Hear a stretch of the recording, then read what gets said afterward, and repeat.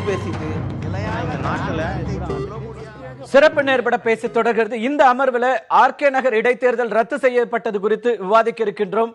இது ஒரு ஜனநாயக படுகொலை என்று ஆளும் கட்சியாக இருக்கின்ற அதிமுக அம்மா அணியின் வேட்பாளராக களமிறங்கிய திரு டிடிவி தினகரன் இன்றைக்கு குற்றச்சாட்டை முன்வைத்திருக்கிறார்.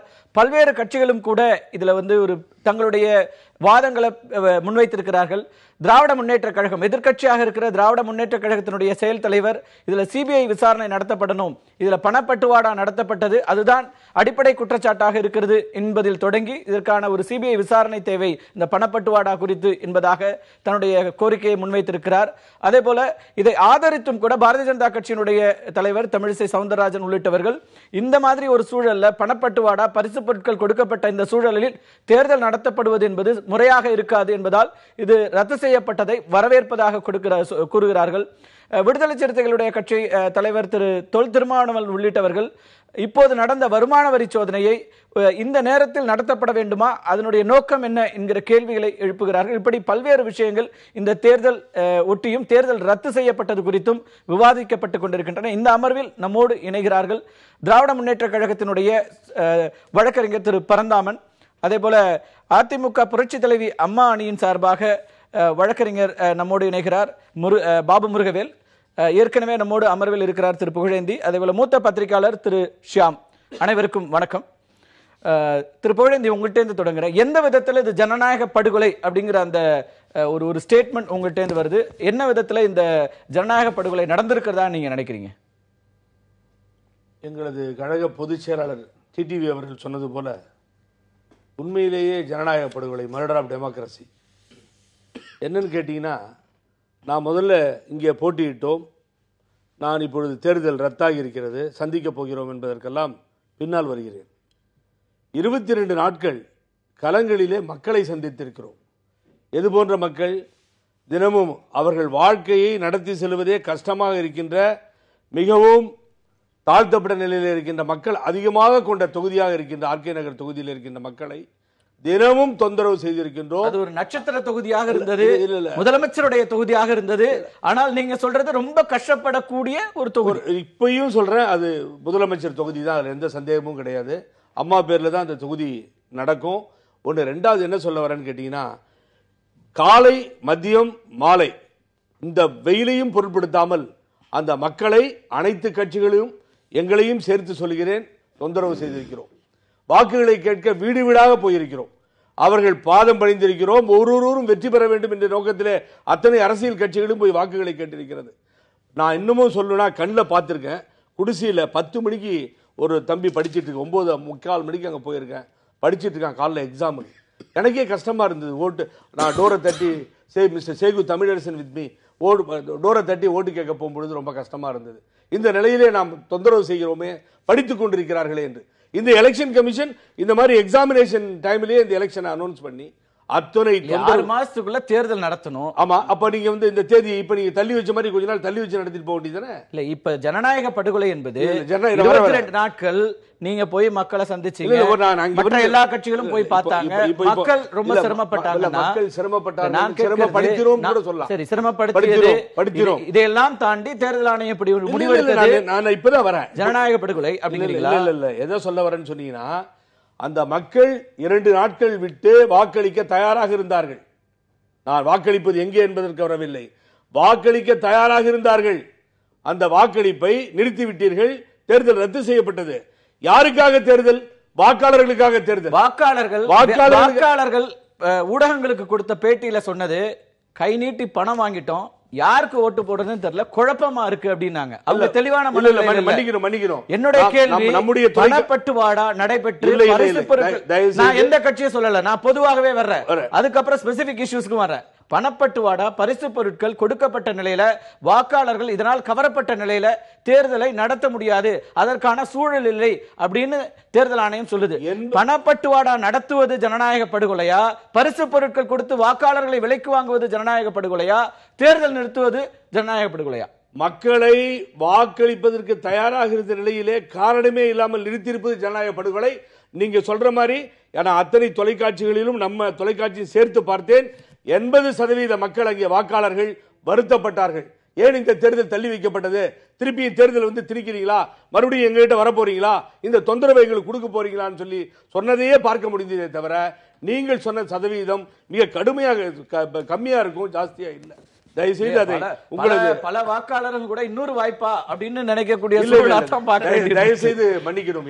என்னன்னு கேட்டீங்கன்னா, இப்ப நான் உங்களுக்கு ஒரு விஷயம் எல்லாமே ஏதோ இன்னொரு விஷயம் சொல்லிடுறேன் உங்களுக்கு. பக்கத்து மாநிலம் கர்நாடகாவில் பை எலெக்ஷன் நடந்தது. ஆஃப்டர் மைசூர், நஞ்சன்கூடு, குண்டல்பேட் 2 இடத்துல நடந்தது. அங்க வந்து பாத்தீங்கன்னா 57 lakhs 8,920 rupees சீஸ் பண்ணிருக்காங்க. 57 lakhs எங்க நஞ்சன்கூட்ல. குண்டல்பேட்ல வந்து 25 lakhs, ஒரு 5,000 6,000 புடவை 10,000 புடவை எல்லாம் சீஸ் பண்ணிருக்கு எலெக்ஷன் கமிஷன். இது நடந்திருக்கு. எங்க சீஸ் பண்ணல, எங்க வந்து கட்சியில எல்லா கட்சிக்காரங்க மேலேயும் கேஸ் போடல. இங்க மாத்திரமே செய்ய வேண்டும், தேர்தலை நிறுத்த வேண்டும் என்று திட்டமிட்டு சதி செய்து இங்க தேர்தல் ஆணையம் வருமான வரி சோதனை நடத்தப்பட்டது குறித்து அந்த அறிக்கையில குறிப்பிடுகிறது.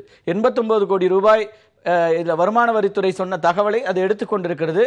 அந்த வித்தியாசம்லாம் இருக்குது, நம்ம விவாதிக்க வேண்டியிருக்கு. வருமான வரித்துறைக்கும் அங்க ரைடானதுக்கும் இங்க என்ன சம்பந்தம் இருக்கு? அவங்களே சொல்றாங்க, இந்த பணப்பட்டுவாடா பரிசு பொருட்களை தடுப்பதற்காக நாங்க வந்து சர்வேலன்ஸ்ல போட்டிருந்தோம், இன்கம் டாக்ஸ் அபிஷியல்ஸ் எங்களுக்கு இந்த ரிப்போர்ட்டையும் கொடுத்திருக்காங்க, இது எதற்கானது என்பதெல்லாம் தான் விவாதிக்க போறோம். பேச வேண்டியது. புதுக்கோட்டையில போய் ரைடு பண்ணா ஆர்கே நகர் எலெக்ஷன் நின்னுடுமா? திரு பாபு முருகவேல், இந்த தேர்தல் ரத்து செய்யப்பட்டதை வரவேற்கிறார் திரு ஓ பன்னீர்செல்வம். என்ன அடிப்படையில் இதை வரவேற்கிறீங்க? மக்களை சந்தித்து வாக்குகளை சேர்த்து நாங்க தான் உண்மையான ஜெயலலிதாவுடைய தொண்டர்கள், எங்களுக்கு தான் மக்கள் செல்வாக்கு இருக்கு அப்படின்னு தான் நீங்க இன்னைக்கு தேர்தலை சந்திக்கிறதா சொன்னீங்க. தேர்தல் ரத்து செய்யப்பட்டதை மகிழ்ச்சியோடு வரவேற்கிறீர்கள்னா அங்க வெற்றி பெற முடியாதுங்கிற நிலையில இருந்ததுனால அது தள்ளி போயிருக்கிறது, நம்ம தலைமைக்கான அந்த கேள்விக்குறி என்பது தள்ளி போயிடுச்சுங்கிற அந்த மகிழ்ச்சியில வரவேற்பா இது? இல்லை, அது முற்றிலுமா இந்த கருத்தை நான் மறுக்கிறேன். ஜனநாயக படுகொலைன்னு சொல்றது, ஜனநாயகத்தின் அடிப்படையிலே இவர்களை தேர்தலை சந்தித்து இவர்களை அந்த வார்த்தை சொன்னா ஜனநாயக படுகொலைன்னு சொன்னா அதை ஏற்றுக்கலாம். இது வந்து எப்படின்னா, பணத்தை கொடுத்து வாக்குகளை வாங்க வேண்டும், வாக்குகளை பெற வேண்டும் என்ற ஒரு நிலையை ஏற்படுத்தி அங்கே வாக்காளர்களுக்கு பணத்தை கொடுத்து ஏறத்தாழ 100 கோடி ரூபாய் அளவிற்கு அவர்களை பணத்தை அங்கே செலவழித்து விட்டு இந்த மார்க்சிஸ்ட் கம்யூனிஸ்ட் கட்சியினுடைய சார்பாக, பாரதிய ஜனதா கட்சியினுடைய சார்பாக கொடுக்கப்பட்ட புகார்களில் அதிமுக புரட்சி தலைவி அம்மா சார்பாக, அந்த அணியின் சார்பாக பரிசு பொருட்களும் பணமும் கொடுக்கப்பட்டது அப்படிங்கிற குற்றச்சாட்டை முன்வைக்கிறாங்க. அப்ப நீங்க இந்த குற்றச்சாட்டை இவர்களுக்கு வைத்தால் உங்களுக்கும் பொருந்தும் தானே? தேர்தல் ஆணையம் கொடுத்திருக்கக்கூடிய இந்த 29 பக்க ஆர்டர்ல ஒரே ஒரு இடத்துல தான் அனைத்து இந்த அண்ணா திராவிட முன்னேற்ற கழகம் புரட்சி தலைவி அம்மா அணி அவர்களிடத்திலிருந்து 150 பனியன்களை கைப்பற்றி இருக்கிறோம் ஒரே இடத்துல தான் இருக்குது. வேற இந்த இதுல கொடுத்தீங்கன்னா மொத்தம் இங்க வந்து 21 லட்சம் ரூபாய் சீஸ் பண்ணிருக்கிறதா சொல்றாங்க. அந்த 21 லட்சத்துல 14 லட்சம் எங்களுடைய அணியை சார்ந்த வழக்கறிஞர்களும் அங்க இருக்கக்கூடிய தொண்டர்களும் பிடித்து காவல் இடத்தில் கொடுத்திருக்கிறார்கள். 17 நபர்களை கையும் களவுமாக பிடித்து கொடுத்திருக்கிறார்கள். அதை அனைத்துமே இந்த அறிக்கையில சொல்லியிருக்கிறாங்க. அந்த ஒரே ஒன்று தான் 150 பனியன் மட்டும் தான் புரட்சி தலைவி அம்மா அணியிலிருந்து பிடிக்கப்பட்டிருக்குது. அந்த 150 பனியனுக்கும் நாங்கள் அன்னைக்கே சொல்லிட்டோம், எங்களுடைய கணக்கில் நாங்கள் ஏற்றுக்கொள்கிறோம், இந்த செலவு நாங்கள் எங்களுடைய வேட்பாளருடைய கணக்கில் சேர்த்துக் கொள்வதற்கு தயாராக இருக்கிறோம் அப்படின்னு நாங்கள் சொல்லி இருக்கிறோம். பல குற்றச்சாட்டுகள் இருக்கு, குத்துவிளக்குல தொடங்கி பல குற்றச்சாட்டுகள் இருக்கு. ஒரே குற்றச்சாட்டு தான் இந்த ஆர்டர்ல சொல்லி இருக்கிறது. பணத்தை கொடுத்ததாக எங்களுடைய ஆட்கள் யாரும் கைது செய்யப்படவில்லை, பணத்தை கொடுத்ததாக கையும் களமாக யாரும் பிடிபடவும் இல்லை, பணத்தை நாங்கள் கொடுக்கவும் இல்லை. தேர்தல் செலவுக்கே நாங்கள் கஷ்டப்பட்டு தேர்தல் செலவை சந்தித்துக் கொண்டிருக்கிறோம். மார்க்சிஸ்ட் கம்யூனிஸ்ட் கட்சியோ அல்லது இந்த மற்ற கட்சிகளும் உங்கள் மீது அபாண்டமான குற்றச்சாட்டுகள் உறுதியா சொல்றேன். ஆமா, அதாவது எப்படின்னா கைப்புண்ணுக்கு கண்ணாடி தேவையில்லை. அதுதான் இப்ப ஆர்கே நகர்ல பாத்துட்டு இருக்கிற வாக்காளர்கள் நினைப்பாங்க, நம்ம வந்து எல்லாமே பேசுறோம், ஆனால் கைப்புண்ணுக்கு கண்ணாடி எதற்கு அப்படிங்கிற அந்த பொருள் அவர்களுக்கு மனசுல வரும். நம்ம தொடர்ந்து பேசலாம். நீங்க இந்த தேர்தலை சந்திக்கிறதுல உடனடியா உங்க தலைமையை நிரூபிக்கிறதுக்கு இந்த தேர்தல் ஒரு முக்கியமான விஷயமா இருந்துச்சு. அப்ப நீங்க என்ன சொல்லியிருக்கணும்? இந்த தேர்தல் நடத்தப்பட்டிருக்க வேண்டும், எங்களுக்கு இருக்கிற இந்த ஆதரவு நாங்க நிரூபிச்சிருப்போம், இது தள்ளி போவதன் மூலமாக எங்களுக்கு ஒரு அநீதி இழைக்கப்பட்டதுன்னு சொல்லல. அதுதான் அதனோட காரணம். என்னன்னா, இந்த பாவ மூட்டைகளை வாக்காளர் மீது திணித்திருக்கிறார்கள், அந்த பாவ மூட்டை வாக்காளர்களுக்கும் சென்று விடக்கூடாது என்ற மகிழ்ச்சி. அதனால் இந்த தேர்தல் வெற்றி என்பது சந்தேகத்துக்குரியதாக. இந்த தேர்தல் நடந்திருந்தால் நிச்சயமாக உங்க கருத்து கணிப்பு, உங்களுடைய தொலைக்காட்சி கருத்து கணிப்பை நாங்கள் முன்னிலையில் இருந்தோம். மற்ற தொலைக்காட்சி கருத்து கணிப்பே இல்ல.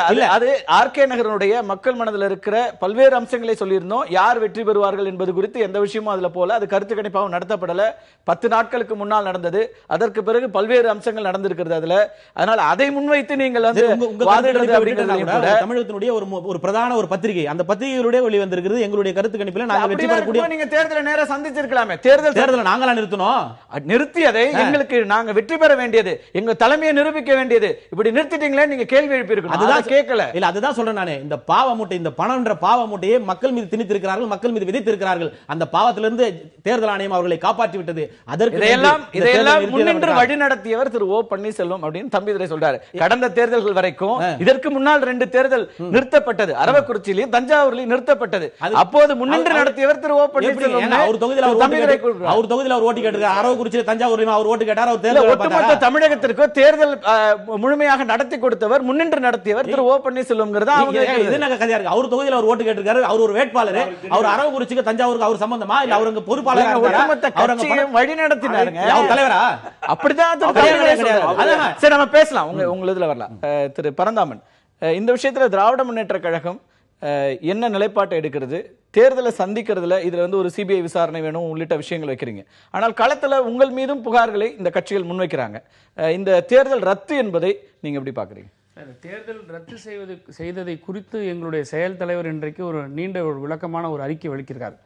அதாவது ஜனநாயகம் பாதுகாக்கப்பட வேண்டும், ஜனநாயகம் முறைப்படி தேர்தல் நடத்தப்பட வேண்டும் என்பது டே 1லிருந்து சொல்லிட்டு இருக்கக்கூடிய வேண்டுகோள் வைக்கிறது தான். ஆனால் இந்த தேர்தல் காலத்தை ஆர்கே நகரை பொறுத்த வரைக்கும் ஆரம்பத்திலிருந்து நடக்கக்கூடிய முறைகேடுகள் எல்லாம் திராவிட முன்னேற்ற கழகம் வந்து இங்கே இருக்கக்கூடிய கமிஷனாலும் சரி, டெல்லியில் இருக்கக்கூடிய கமிஷன்கிட்டையும் ஆதாரத்தோடு குற்றச்சாட்டுகளை ஆதாரத்தோடு கொடுத்துருக்குறோம். எல்லா தேர்தல் நேரம் சரி, குறிப்பாக இடைத்தேர்தல்களில் இந்த பரிசு பொருட்கள் கொடுப்பது, பணப்பட்டுவாடா கொடுப்பதுன்ற புகார்கள் குவிந்து கொண்டிருந்தாலும் கூட தமிழ்நாட்டுக்கு கடந்த சில மாதங்களுக்கு முன்பு நடந்த இடைத்தேர்தல்களில் ரத்து செய்தது என்றது ஒரு வரலாறு ஆரம்பிக்கப்பட்டிருக்கிறது. ஆனால் இன்னைக்கு வந்திருக்கக்கூடிய தேர்தல் ஆணையத்தினுடைய உத்தரவில் பேராகிராஃப் 12 ரொம்ப வைட்டல் இம்பார்ட்டண்ட்டாக நான் பார்க்குறேன். ஏன்னா இப்போது இது வரவேற்கிறாங்க ஒரு கட்சி, இதை ஜனநாயக படுகொலைன்னு சொல்கிறது இன்னொரு கட்சி. ஆனால் திராவிட முன்னேற்ற கழகத்தை பொறுத்த வரைக்கும் மிகப்பெரிய ஒரு ஊழல் நடந்து கொண்டிருக்கிறதுன்றதுக்கு இந்த பேராகிராஃப் 12 ஆஃப் தி எலெக்ஷன் கமிஷனுடைய ஆர்டரில் பரிசு பொருள், பணம், பட்டுவாடா எல்லாமே மக்களுக்கு தெரிந்த ஒரு செய்திகள் தான் கமிஷனுக்கு தெரியுது சார். ஆனால் இதை வந்து நிறுத்தக்கூடிய அளவுக்கு வந்ததுக்கான காரணம் சுகாதாரத்துறை அமைச்சர் இல்லத்திலிருந்து கைப்பற்றப்பட்ட அந்த ஆவணங்கள். இந்த லிங்க், டைரக்ட் லிங்க் கிடைக்குது. இதுதான் எங்களுடைய செயல் தலைவர் சொல்லியிருக்கிறார். மரியாதைக்குரிய எல்லாமே போலியானவை, நிரூபிக்கப்படல. இது எதை அடிப்படையாக வச்சு சொல்றீங்கிறதா டிடிவி உள்ளிட்டவர்கள் பேசுவாங்க. ஆனா எதுக்காக அந்த ஆவணங்கள்ல வந்து இவருடைய பெயர் குறிப்பிடப்பட வேண்டும்? ஏன் சார் ஒரு பால் ஆவணங்கள்ல யார் பெயரை வேணாலும் குறிப்பிடலான்றாரு அவருடைய ஆர்குமெண்ட். அது அவங்க டிஃபென்ஸ் முதல்ல தொப்பி போட்டு பணம் கொடுத்து வந்த குற்றச்சாட்டு வீடியோவோட ஆதாரத்தோட திமுக கொண்டு போய் கொடுக்கும்போது நாங்க கிடையாது, எங்களுடைய தொப்பி போட்ட வச்சதை யாரோ கொண்டு போய் கொடுத்தாங்கன்னு சொன்னவர் தான் டிடிவி. அதனால குற்றச்சாட்டுகள் எப்படி வேணா திருப்பி சொல்லலாம். நான் எந்த உண்மையை ஒரு சின்ன ஒரு பால் கணக்கு, ஒரு தயிர் கணக்கு கூட நம்ம வீட்டில் எழுதுறவங்க கூட தேவையில்லாமல் எழுத மாட்டாங்க. பேப்பர்ல ஒரு சின்ன துண்டு சீட்ல கூட எழுதுறாங்கன்னா அது ஏதோ நடந்திருக்குது. அதை தான் நம்ம அப்படி பார்க்கணும். அதான் திரு விஜயபாஸ்கர் குறிப்பிடுறாரு, 10,000 ரூபாய்க்கு மேல என்னுடைய வீட்டில இருந்து கைப்பற்றப்படல, வேற எதுவும் கைப்பற்றப்படலன்னு அவர் சொல்றார். யார் மீது நீங்க குற்றம் சாட்டு வைக்கிறீங்களோ? கமிஷனுடைய ரிப்போர்ட் பாபு முருகன் வச்சிருக்காரு. பேராகிராஃப் 18ல பாருங்க, இருக்கு 5 கோடி அவங்க குறிப்பிடுறாங்க. பத்திரிகைகள்ல வராத செய்தி, இன்கம் டாக்ஸ் டிபார்ட்மெண்ட் டிஸ்க்ளோஸ் பண்ணாத செய்தி, எலெக்ஷன் கமிஷனுடைய ஆர்டர்ல பேராகிராஃப் 18, 19ல விஜயபாஸ்கருடைய இல்லத்துல 5 கோடி கைப்பற்றதா சொல்லியிருக்க. இது எங்கேயுமே வரல. எடுங்க, இப்ப எடுங்க, காப்பி எடுங்க, நான் காட்ட, நான் படிச்சேன். இருக்கு. ஏன்னா இது எதுக்கு சொல்ல வரேன்னா, எங்கேயுமே கைப்பற்றப்படவில்லைங்கிறது வேற. ஆனா கைப்பற்றி இருக்கிறது வந்து ஐடி டிபார்ட்மெண்ட் சொல்லாதது. கொஞ்சம் கொடுங்க சார், முருகவேல் சார், நான் பார்த்தேன். கொடுங்க. இல்ல அதுல அதுல குறிப்பிட்ட நபருக்கும் எனக்கு சம்பந்தம் இல்ல.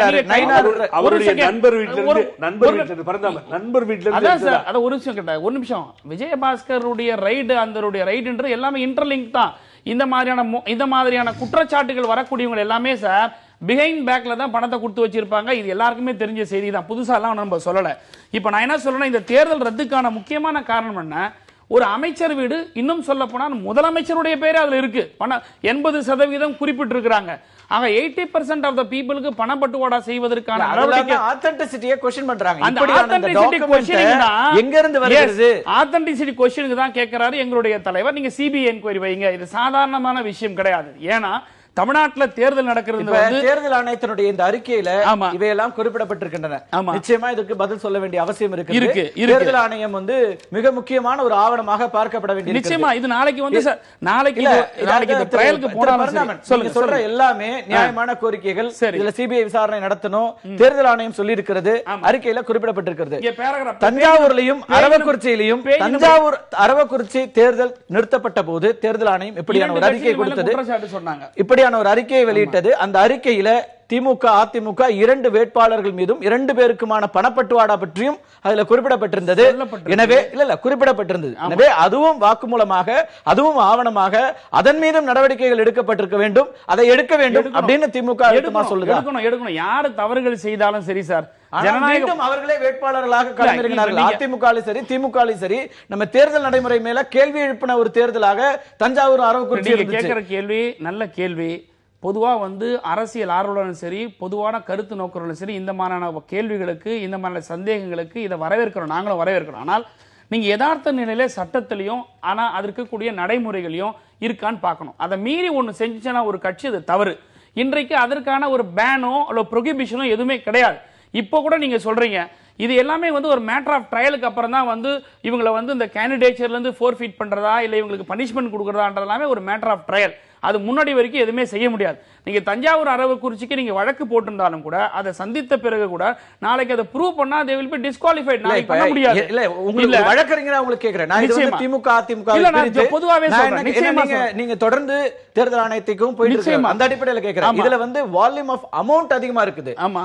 ஆனால் அதுல குறைவா இருக்குனாலும் ஒரே மாதிரியான சார் ₹1 பிரைப் தான் கேக்குறேன். அப்படியான அந்த ஒரு குற்றச்சாட்டு அப்போது முன்வைக்கப்பட்டது, இப்போது முன்வைக்கப்பட்டிருக்கிறது. தேர்தல் ரத்து என்பதோடு இதெல்லாம் முடிஞ்சிருதா? அதான் சொல்ல வரேன். அதாவது ரத்து என்பதே ஒரு தீர்வாகாது சார். இப்போ நான் ஏற்கனவே சொன்னதுபடி பேராகிராஃப் பேஜ் நம்பர் 18ல அங்க அழகா சொல்லிருக்கு 5 crore சொல்லிருக்கு. அதை நான் உங்களுக்கு இப்ப ப்ரூவ் பண்ணியாச்சு. இன்னொன்னு ரத்துங்கிறதே ஒரு தீர்வாகாதுன்றது கண்டிப்பா எல்லாருமே ஒத்துக்கணும். அப்படி பார்க்க போனா இன்னைக்கு இந்த தேர்தல ஒரு தேர்தல் சட்டமன்ற இடைத்தேர்தலே வந்து கமிஷனால வந்து சொல்லப்பட்ட விஷயங்கள் எல்லாம் வந்து போய் பிடிச்சி நடத்த முடியாம நிறுத்த முடியாம ஒரு கமிஷன் நாளைக்கு பொது தேர்தல் வரும்போது வைடா போகும்போது அவங்களுடைய விஷன் இன்னும் வைடா போகும். இந்த அளவுக்கு 200 மைக்ரோ அப்சர்வரை போட்டு இத்தனை மேஜர் அப்சர்வர் எல்லாம் போட்டு நடத்துற தேர்தலையே நடத்த முடியாம கவுண்டர்பண்ட் பண்றாங்கன்னா ஒரு பொது தேர்தல் இந்த கேள்வி வருது. இதற்கு என்ன காரணம்னா அதாவது ஒரு ரீஃபார்ம் வந்தே ஆகணும். நிச்சயமா எலெக்ஷன் கமிஷனுக்கு வந்து சார் அண்டர் ஆர்டிகல் 324ல எலெக்ஷன் ரிஃபார்மேஷன் பத்தி நம்ம பேசியானோம். அதுல வந்து நாம எல்லாரும் பேசியானோம். நிச்சயமா இதுல என்னன்னா கமிஷன்கள் வந்து நான் ஒண்ணே சொல்றேன். இன்னைக்கு எங்களுடைய தலைவர் சொன்ன கருத்துக்கள் என்னன்னா முக்கியமான 2 பாயிண்ட். இங்க இருக்கக்கூடிய ஓபிஎஸ்க்கு எல்லாமே தெரிஞ்சனால தான் அழகா இன்ட்டு கொடுத்து பிடிக்க வச்சிருக்காரு. இதை இப்படியே நிப்பாட்டாதீங்க, சிபிஐ என்கொயரி கொண்டு போங்க. ஒரு சீஃப் மினிஸ்டர் இதில் இன்வால்வ் ஆயிருக்காரு, அப்ப நாட்டில் கரப்ஷன் இல்லாம ஒரு கவர்மெண்ட் நடக்குமான்றதான் எங்க கேள்வி. சரி, நம்ம கேட்கலாம். திரு சிபி ராதாகிருஷ்ணன், உங்கள்கிட்டையும் கேள்வி இருக்கிறது. களத்தில் இருந்த பாரதிய ஜனதா கட்சி இதை வரவேற்கிறது, இந்த தேர்தலை ரத்து செய்யறத வரவேற்கிறது.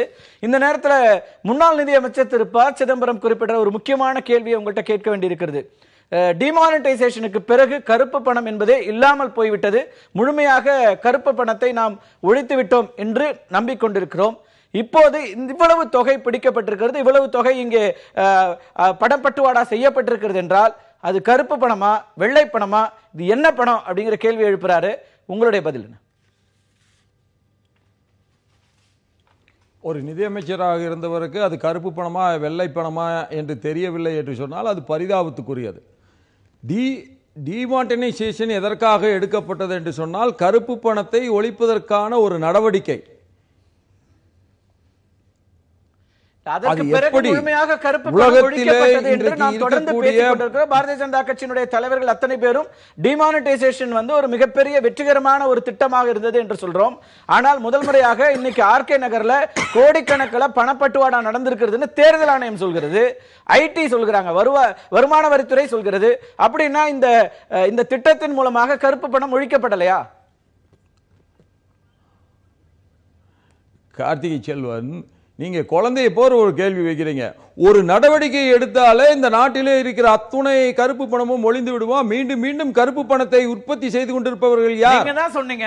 ஊழல்வாதிகள் உற்பத்தி செய்து கொண்டே இருக்கிறார்கள். நீங்க தான் சொன்னீங்க அவர்கள் மீது கடுமையான நடவடிக்கை. மக்கள் அவதிப்படும் போது அப்போது சொன்னது என்னன்னா, மக்கள் கொஞ்ச அது நாள் ஒரு நடவடிக்கை. அதன் மூலமாக ஏராளம் பணம் முற்றாக ஒழிக்கப்படுகிறது. பிரதமர்ல தொடங்கி உங்களை போன்ற அத்தனை தலைவர்களும் சொன்னீங்க. அதுல விளக்கம் கேட்கிற குழந்தைத்தனமான கேள்வியாக இருந்தாலும் விளக்கம் புரியல. நீங்க சொல்லி புரிய வைங்க. நிச்சயமாக கடுமையான நடவடிக்கை. எந்த ஒரு பிரதம மந்திரியுமே இதுவரை எடுக்க துணியாத ஒரு நடவடிக்கையை கருப்பு பண முதலைகளுக்கு எதிராக எடுத்தவர் மோடி அவர்கள். இதுல மாற்று கருத்து இருக்க முடியாது. மாற்று கருத்து வைத்தவர்கள் எல்லாம் இன்றைக்கு மக்களால் நிராகரிக்கப்பட்டிருக்கிறார்கள் நாடு முழுவதும் என்று சொன்னால் அதற்கு காரணம் ஏழை எளிய மக்களுக்கு எதிராக இவர்கள் வைத்து ஏழை எளிய மக்களை தங்களுடைய பகடைக்காக பயன்படுத்துவதற்கு தி டிமானிட்டைசேஷனுடைய ஒட்டுமொத்த நன்மைகளையும் இவர்கள் குறைத்து மதிப்பிட்டு மக்களிடத்தில் எடுத்து வைத்தார்கள். அதனுடைய வெளிப்பாடுதான் உத்தரப்பிரதேசத்திலே மிகப்பெரிய தோல்வியை காங்கிரசும் மற்றவர்களும் தழுவி இருக்கிறார்கள். அதற்கான ஒரு மேண்டேட் அதை பார்க்க முடியுமாங்கிறது இருக்கு. இப்ப நேரடியான கேள்வி, ஆர்கே நகர்ல பணப்பட்டுவாடா நடந்தது என்கிற குற்றச்சாட்டை நீங்களும் வச்சீங்க. உங்களுடைய தலைவர்கள் மொத்த பேரு சொல்றாங்க பெரிய அளவிற்கு கோடிக்கணக்கில் பணப்பட்டுவாடா நடந்ததுன்னு. அது எப்படி நடந்தது? அந்த பணம் என்பது கணக்கில் இருக்கிற கணக்கில் இல்லாத பணம் இல்ல இல்ல அதெல்லாம் இருக்கட்டும். கார்த்திகை செல்வனுக்கு நான் ஒரு கேள்வி வைக்கிறேன். உண்மையிலே ஆர்கே நகர்ல பணப்பட்டுவாடா நடந்ததா இல்லையா? உங்களுடைய கருத்து தொடர்ந்து சொல்றோம். நாங்க ஒளிபரப்பி இருக்கிறோம். தொடர்ந்து சொல்றீங்க இல்லையா? அப்ப ஒரு நடவடிக்கை பதிவுகள் இருக்குது. அப்ப நான் கேட்கறது இந்த பணம் என்பது தடுக்கப்பட்டதா அப்படிங்கிற கேள்வியில தான் நான் கேட்கிறேன். நீங்க தொடர்ந்து சொன்னீங்க கருப்பு பணத்தை ஒழித்து விட்டோம் என்றால் அந்த கருப்பு பணம் எப்படி இங்கே வந்தது?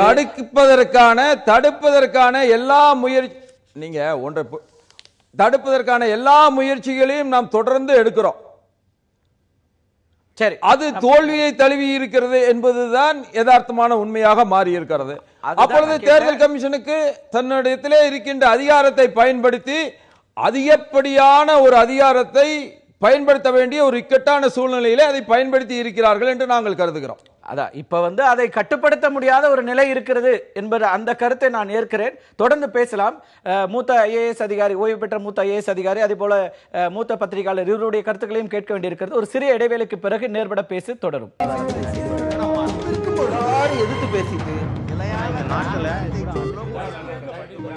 ஆர்கே நகர் இடைத்தேர்தல் ரத்து செய்யப்பட்டது குறித்து பேசிக் கொண்டிருக்கிறோம். திரு ஷாம், இந்த பணப்பட்டுவாடாவுக்காக தேர்தல் ஆணையம் தான் பொறுப்பேற்கணும் அப்படின்னு திக தலைவர் திரு வீரமணி உள்ளிட்டவர்கள்லாம் சொல்றாங்க. இவ்வளவு எல்லாம் நடந்தாலும் பணப்பட்டுவாடா நடந்திருக்கிறது அப்படின்னா இதுக்கு பொறுப்பேற்க வேண்டியது தேர்தல் ஆணையம் அப்படிங்கிறாரு.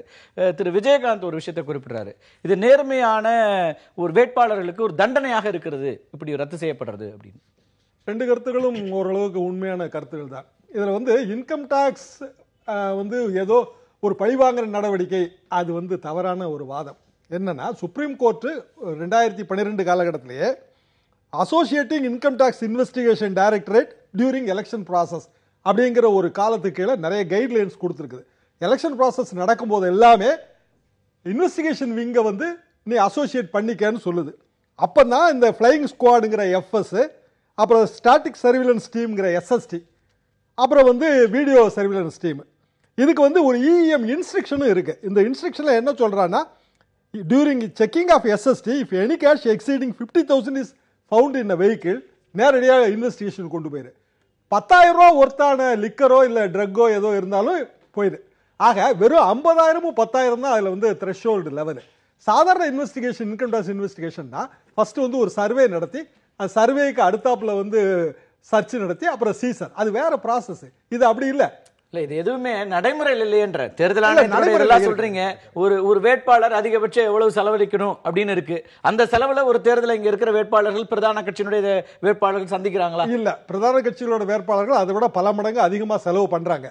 ஆனால் இப்ப நம்ம இதுல எதை வரவேற்கணும் அப்படின்னா, ஒரு பயத்தை தேர்தல் கமிஷன் இப்ப கிரியேட் பண்ணிடுச்சு. என்ன பயம் இருக்கு இதுல? எந்த அடுத்த கட்ட நடவடிக்கையும் இல்லாத போது வெறுமனே தேர்தலை ரத்து செய்வோம் என்பது எப்படி பயத்தை உண்டாக்கும்? 29 பக்க ஆர்டரை நம்ம படிச்சு பார்த்தோம்னா, அதுல ஆர்டிகல் 324ல ரெபாசிட்டரி எங்களுக்கு அதிகாரம் இருக்குது. மட்டும் இல்லாம இப்படியெல்லாம் நடக்கும்போது வந்து ரெண்டு கையையும் கூப்பிட்டுட்டு நாங்க சாமியை கும்பிட்டுட்டு இருக்க மாட்டோம் அப்படியே அவங்க சொல்றாங்க. சாமியை கும்பிட்டுட்டு கடவுளை வேண்டிட்டு இருக்க மாட்டோம், நாங்க வந்து நடவடிக்கை எடுப்பார்கள், கண்டிப்பா எடுப்பார்கள். நான் வந்து தஞ்சாவூர்லயும் அரவக்குறிச்சியிலும் இதே விஷயங்களுக்காக நிறுத்தப்பட்டது. என்ன நடவடிக்கை இருந்துச்சு? அதாவது அப்போதும் வழக்கு பதிவு செய்யப்பட்டது, அப்போதும் நேரடியாக இன்னும் இவ்வளவு ரூபாய் பதுக்கப்பட்டது, பறிமுதல் செய்யப்பட்டது. மீண்டும் ஒரு தேர்தலை நடத்தினார்கள், அதே வேட்பாளர்கள் களத்தில் இறங்கினாங்க. இப்பவும் அதான் நடக்கும். தேர்தல் கமிஷன் வந்து ஜார்க்கண்ட்ல நடந்த ராஜ்யசபா லஞ்சத்தை வந்து சுட்டி காட்டி இருக்குது. அதுக்கு அடுத்தாப்புல தமிழ்நாட்டில் தான் நடந்துச்சு. நீங்க சொன்ன தஞ்சாவூர்லயும் அரவக்குறிச்சியிலும் நடந்துச்சு. இப்போ அதை தாண்டி வந்துருச்சு, அந்த பால் வந்து அதை தாண்டி வந்துருச்சு. இனிமேல் இவங்க என்ன பண்ண போறாங்கன்னா ஆட்டோமேட்டிக்காவே வந்து டிஸ்குவாலிபிகேஷன் நோக்கி போகுது. பரந்தாமன் சொன்ன பாயிண்ட் வந்து ரொம்ப வேலிட் பாயிண்ட். என்ன பாயிண்ட்னா ட்ரையலுக்கு பிறகுதான் அதை முடிவு பண்ண முடியும் அப்படிங்கிறது அவரோட பாயிண்ட். ஆனால் சாலிசிட்டர் ஜெனரல் ஆஃப் இந்தியாவோ இல்லைன்னா வந்து உயர் தலைமை நீதிபதிகளோ இதுல தலையிட்டாங்கன்னா உடனடியா தீர்வு வரும். இதுக்கு முன்னாடி நடந்த தேர்தல் சீர்திருத்தம் பற்றிய மாநாடு முடிவுகளையும் நீங்க வந்து பார்க்கணும். ஒரு 10-15 நாளைக்கு முன்னாடி நடக்குது. எல்லாருமே பங்கெடுத்துக்கிட்டவங்க அவ்வளவு பேருமே தலைமை நீதிபதி, உயர் நீதிபதிகள், அவங்களும் இதே பாயிண்ட் தான் சொல்றாங்க. சோ இது இதோட முடிகிற விஷயம் அல்ல. தேர்தல் ரத்துங்கிறது அரவக்குறிச்சி தஞ்சாவூர் மாதிரி ரத்து பண்ணிட்டு ஒரு மாசம் கழிச்சு தொடர்ந்து பேசலாம். நம்முடைய தொலைபேசி இணைப்புல முன்னாள் தலைமை தேர்தல் அதிகாரி திரு கோபால்சாமி இணைப்புல வந்திருக்காங்க. வணக்கம் திரு கோபால்சாமி. இப்போ இன்றைக்கு மிக முக்கியமான விவாதமாக எழுந்திருக்கிறது ஆர்கே நகர் இடைத்தேர்தல் ரத்து செய்யப்பட்டது. நீங்களும் அதுல பல கருத்துக்களை முன் வச்சிருந்தீங்க. மிக குறிப்பாக பல தலைவர்களும் குறிப்பிடுறது இந்த பணப்பட்டுவாடா நடந்ததற்கு ஆணையமும் பொறுப்பேற்க வேண்டும் என்பதாக ஒரு கருத்தை முன்வைக்கிறாங்க. நீங்க உங்களுடைய பார்வையில அதை எப்படி பாக்குறீங்க? அதாவது யாரு மேல படிச்சு நீங்க வந்து ஒரு விரல் முன்னாடி காமிக்க 3 விரல் உங்களை நோக்கி இருக்கு. அதை முதல்ல புரிஞ்சுக்கணும். நாம பண்றது இங்க பண்றது தப்புன்னு எல்லாருக்கும் தெரியுது. பணப்பட்டுவாடா, பணம் கொடுக்கறது, பணத்தை வாங்கும்படியாக மக்களை தயார் செய்திருக்காங்களே தோன்றது. ஏன்னா இன்னைக்கு இந்துல ஒரு ரிப்போர்ட் வந்திருக்கு. அதுல 600 பேரை விசாரிச்சிருக்காங்க ஆர்கே நகர் ஏரியால. அதுல 80% என்ன சொல்றாங்க, பணம் வாங்கினாங்க, பணம் வாங்குறது தப்பு இல்லைன்னு. அந்த அளவுக்கு நம்ம தமிழ்நாட்டு மக்கள் மானமுள்ளவர்களாக இருக்கிறார்கள், சுயமரியாதை உள்ளவர்களாக இருக்கிறார்கள் என்று தெரியுது. அப்படிப்பட்ட பட்சத்துல நீங்க தேர்தல் ஆணையத்தை கை நீட்டல என்ன அர்த்தம் தெரியல. இந்த இந்தியா பூரா எடுத்துக்கிட்டா இப்போ தேர்தல் நடந்துச்சு. எந்த ஒரு மாநிலத்தையாவது இந்த மாதிரி ஒரு அவமானகரமான விஷயம் நடக்கல. தமிழ்நாட்டில் மாத்திரம் நடந்திருக்கு. அதுக்கு நாம பொறுப்பே இருக்காம வேற யாரையோ கை சுட்டி காமிச்சோம்னா அதுல என்ன அர்த்தம் இருக்கு எனக்கு புரிய மாட்டேங்குது. ஆணையம் நிறைய முயற்சிகளை எடுத்தும் அந்த பணப்பட்டுவாடாவை தவிர்க்க முடியாம போயிருக்குதா? பல்வேறு நடவடிக்கைகளை ஆணையம் எடுத்தது. அதிகாரிகள் மாற்றத்துல தொடங்கி சர்வைலன்ஸ்ல இருந்து பல விஷயங்களை செஞ்சாங்க. ஆனால் இத்தனை கோடி ரூபாய் அங்க வந்து சென்று சேர்ந்திருக்குதுன்னா சிஸ்டத்துல பிரச்சனை இருக்கா? கண்டிப்பாக. அதாவது கொடுக்கறவங்க வந்து எப்படியும் கொடுக்கணுங்கிறதுக்காக என்னமோ ரூம் போட்டு யோசிக்கிறாங்க. எந்த விதமாக முன்னாடி கண்டுபிடிச்சாங்களோ அது வேற மாதிரி மாற்றணும். இந்த திருடர்களுக்கு பல விதமான வழிமுறைகள் தெரிந்து வச்சிருப்பாரு. புதுசா கண்டுபிடிப்பாரு. போலீஸ்காரருக்கு பின்னாடி போய் தான் கண்டுபிடிக்க முடியும். இந்த மாதிரி யோசிப்பாரு. ஏன்னா போலீஸ்காரர் ஸ்ட்ரெயிட்டா யோசிக்கிறவர், திருடன் வந்து குறுக்குத்தனமா யோசிக்கிறவன். அதனால குறுக்குத்தனமா யோசிக்கிறவன் எப்படி யோசிச்சு என்ன பண்ணுவாங்கிறது ஸ்ட்ரெயிட்டா யோசிக்கிறதுக்கு உடனே புரியப்படாது. அவர் நிறைய விஷயம் தான் பார்த்து. ஆனா ஒண்ணுமான சொல்லணும், எந்த வருஷம் எப்போதும் இல்லாமல் இந்த தடவை கிட்டத்தட்ட 200 அப்சர்வர் அப்பாயின்ட் பண்ணிருக்காங்க. 200 அப்சர்வர் அப்பாயின்ட் பண்ணது ஆணையத்துக்கு வந்து ஒரு பெரிய விஷயம் இல்லை.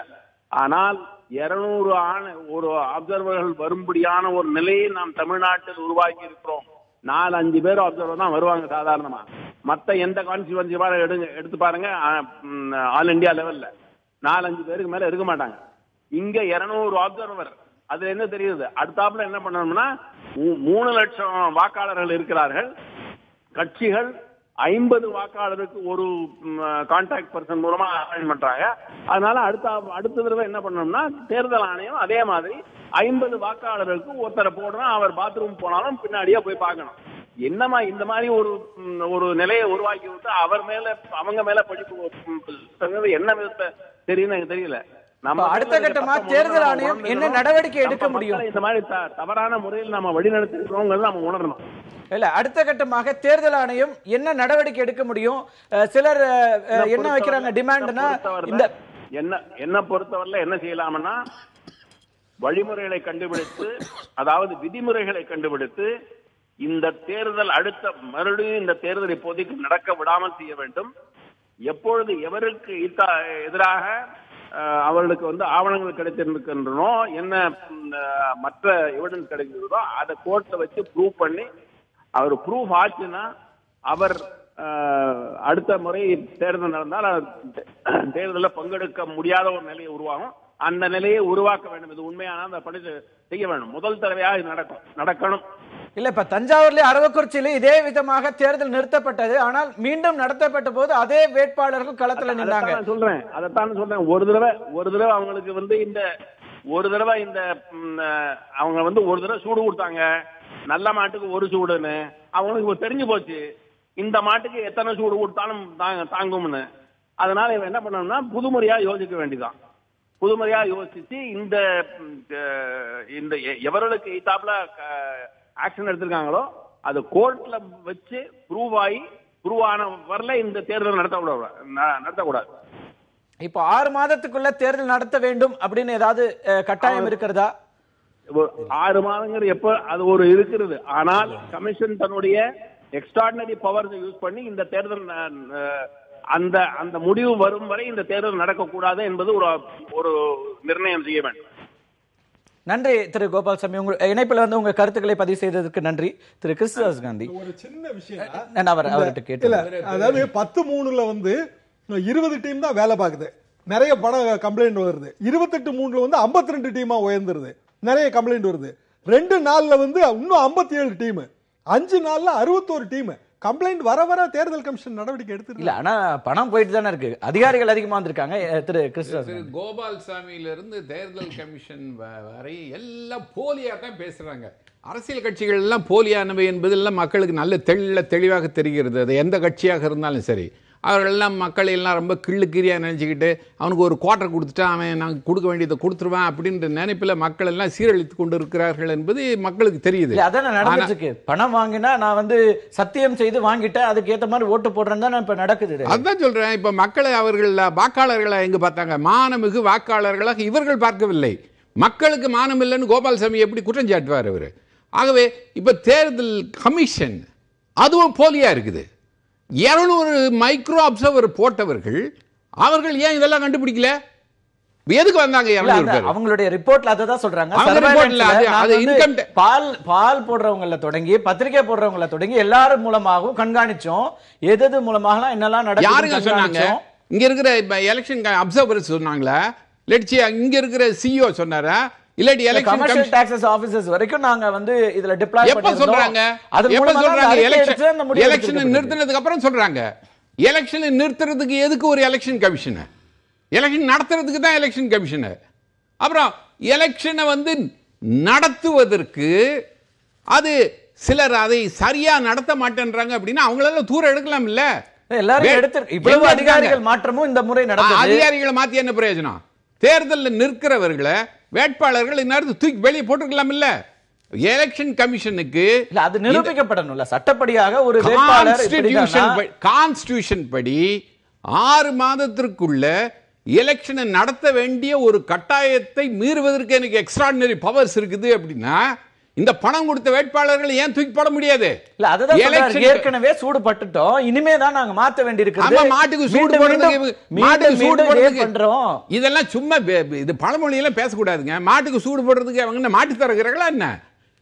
ஏன் அரவக்குறிச்சியில அவ்வளவு வெளிப்படையாக நடந்த ஒரு தேர்தல் முறையை தமிழ்நாட்டில் இவ்வளவு மோசமாக்கி வைத்துட்டு இன்னைக்கு தேர்தல் ஆணையத்தின் மீது ஏன் குற்றச்சாட்டுகளை வைக்கிறீங்க?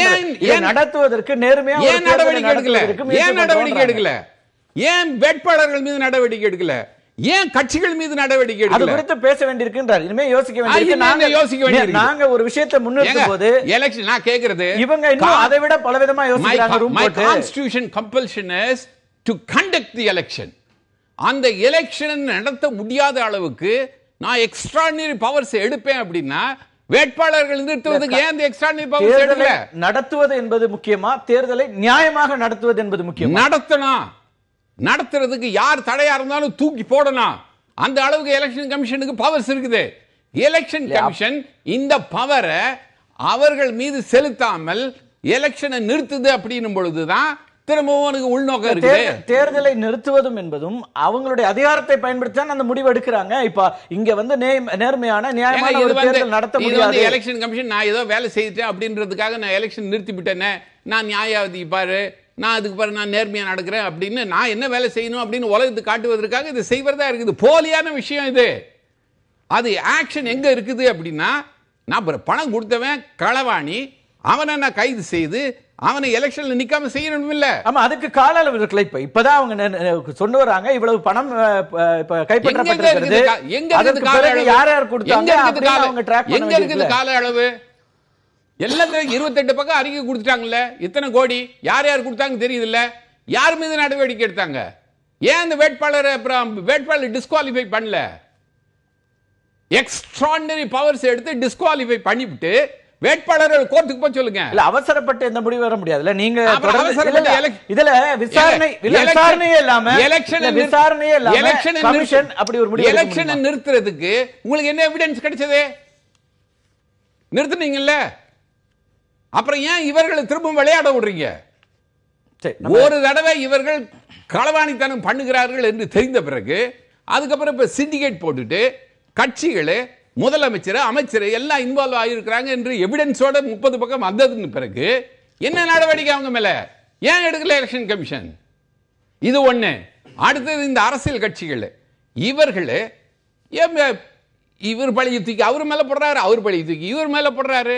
எல்லாரும் ஒன்னா சேர்ந்து ஒரு இடத்துல உட்கார்ந்து இவ்வளவு தமிழ்நாட்டுக்கு மானக்கேட்டை கொண்டு வந்திருக்கிறது நாங்க தான், நீங்க தான் அப்படின்றத எல்லாரும் சொல்லிட்டோம் இல்ல. அப்புறம் இதுக்கு நீங்க தலையை குனிஞ்சிட்டு ஏதாவது ஒன்னா சேர்ந்து உட்கார்ந்து எப்படிதான் எலெக்ஷன் நடத்தாலும் நம்ம பங்காற்றலாம் என்பது பற்றி இவர்கள் யோசிச்சு சொல்லணும். இதுல இப்போ தமிழ்நாட்டில் இனி எலெக்ஷன் நடக்கும் பொழுது தேர்தல் கமிஷன் புது தேர்தல் விதிமுறைகளை கொண்டு வரணும். எப்படி ரோடுகளில் போஸ்டர்ஸ்ல போடக்கூடாது என்பதை தடுத்தாங்கல்ல, அதே மாதிரி எலெக்ஷன் நடக்கும் ஒவ்வொரு முறையும் இந்த சீர்திருத்தங்கள் கொண்டு வரப்படுது தானே. நீங்க முன்னால குழாய் கட்டி முழுக்க விளம்பரம் பண்ணது இன்னொன்னு இப்ப கொண்டாடணும், பேனர் அது இப்ப கொண்டாடணும். அவ தடுத்துட்டாங்க, பாராட்ட வேண்டிய விஷயம். இப்போ வீட்டுக்கு போய் ரூபாயை கொடுக்கறாங்கன்னு தெரிஞ்சு போச்சு இல்ல, அப்புறம் ஏன் வீட்டுக்கு வீடு போறதுக்கு அப்புறம் அந்த பிரச்சாரத்தை நிறுத்திடலாம் இல்ல? என்னதுக்கு தெரு பிரச்சாரம்? எதுக்கு அப்புறம் வீட்டுக்கு போனோம்? அந்த வேட்பாளருடைய உரிமையை தடுக்கிறதாக, அதாவது வாக்காளரை நேர்ல சந்திக்கிற உரிமையை இவங்க தடுக்கிறாங்கன்னு வேட்பாளர் சொல்ல. எலெக்ஷன் கமிஷன் அதுவும் சாதாரண இடைத்தேர்தல், அவர் ரோட்டுக்கு ரோடு அவங்க ஒரு மேடை சாதாரண இடைத்தேர்தலா இல்லையாங்கிறது வந்து வேட்பாளருக்கு முடிவு. ஒரு அரசியல் சொல்ற இந்த முறை முக்கியமா இருக்கு. அது ஒரு இடைத்தேர்தல், ஒரு சின்ன ஏரியா. நான் 200 மைக்ரோ அப்சர்வர் கொண்டு வந்ததுக்கு 200 மேடையை போட்டு இங்கதான் நீங்க பேசணும் அப்படி சொல்லிடலாம் இல்ல? என்னத்துக்கு தெருவில் ஊர்வலம்? என்னத்துக்கு வெளியில இருந்து இடைத்தேர்தல் நடக்கும் போது வெளியாட்கள் வந்து அங்க என்ன ரூம் போட்டு பேசுறது? இது எல்லாமே ஒவ்வொரு கட்சிக்கும் இருக்கிற, நாங்க வந்து எங்களுக்கு இருக்கிற பலத்தை பயன்படுத்தி நான் வாக்காளர்களை சந்திக்கிறேன், அவங்கள வந்து அவர்கள்ட்ட எங்களுடைய விஷயங்களை கொண்டு போய் சேர்க்கிறோங்கிறது தான் இதுவரைக்கும். இது பலமா பாவமா என்பது அவர்களுக்கு தெரியுது, பாவத்தை செய்யறோம்னு தெரியுது. இவங்கெல்லாம் சேர்ந்து உட்கார்ந்து இனிமேல் இது வேண்டாம் அப்படின்னு பேச சொல்லுங்க மக்கள் கிட்ட. திரு சிபி ராதாகிருஷ்ணன் கருத்துக்களை நான் வந்து மதிக்கிறேன், சரியா சொல்லிக்கிட்டு இருக்காங்க. இப்ப எனக்கு ஒரு பெரிய கிளாரிபிகேஷன் என்னன்னு கேட்டீங்கன்னா, நம்ம வழக்கறிஞர்கள் இருக்கிறார்கள், அவர் ரிட்டையர்ட் ஐஏஎஸ் இருக்காரு, ஷியாம் சார் இருக்காரு, சிபிஆர் இருக்காரு. இப்போ உங்களுக்கு சொல்ல போறது என்னன்னு கேட்டீங்கன்னா, இந்த election process one starts, notification start ஆன பின்னாடி எலெக்ஷன் நடக்குது. நடந்தால் சிறிய சிறிய தவறுகள் நடக்கும் பொழுது அதுக்கெல்லாம் வழக்குகள் பதிவு செய்து வழக்குகளை வந்து சந்திக்கணுன்றது சட்ட விதிமுறையில் இருக்கு. இதில் என்னாச்சுன்னு கேட்டீங்கன்னா, தமிழக மக்களை தரக்குறைவா பேசி வாக்காளர்களை அசிங்கப்படுத்தி பேசி இருக்கிறத வந்து நான் வன்மையாக கண்டிக்கிறேன். அதை வந்து ஏன்னு கேட்டீங்கன்னா, நீங்க வெறும் தமிழ்நாட்டை தான் பார்த்துட்டு இருக்கீங்க. பெல்லாரி கேஸ்ல என்னாச்சுன்னு கேட்டீங்கன்னா, எலெக்ஷன் கமிஷன் தேர்தலை முடித்த பின்னால் உனக்கு you no rights to intervene this, நீ வெளியில போலாம், நான் ஸ்டேட் கவர்மெண்ட் நான் வந்து வித்ட்ரா பண்ணுவேன்னு சொல்றப்போ அந்த கேஸ் பெல்லாரி வரைக்கும் போய் நீதிமன்றம் மிக தெளிவான தீர்ப்பு அளித்திருக்கிறது. After the election also election commission have all the power to intervene the மேட்டர்னு. இது நடந்தது பெல்லாரி கேஸ்ல, ரெட்டி கேஸ்ல இருக்கு. நான் என்ன சொல்றேன், ஒரு எலெக்ஷனை அரசு வரி பணத்திலே நடத்துகின்ற இந்த தேர்தல் கமிஷன், அதற்கு பின்னாலே இப்படிப்பட்ட ஒரு தவறான தவறுகள் எல்லாம் நடக்குமே ஆனால் வழக்கு பதிவு செய்து அந்த வழக்கு மன்றத்தில் நிறுத்துங்கள், அங்கே சந்தித்துக் கொள்கிறோம்.